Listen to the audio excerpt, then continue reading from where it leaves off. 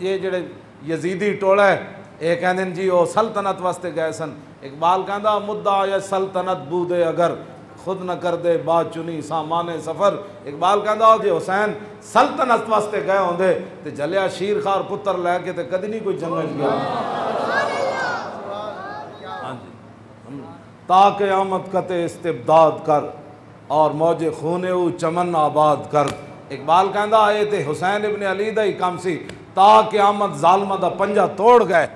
ہاں جی پوری سلطنت ایک طرف کھڑی ہوئے تے حسین کلے بھی انہاں دا پنجا توڑ دیں دیں. ہاں جی اقبال کہندا تا قیامت قطع استبداد کر اور خون موج او چمن آباد کر.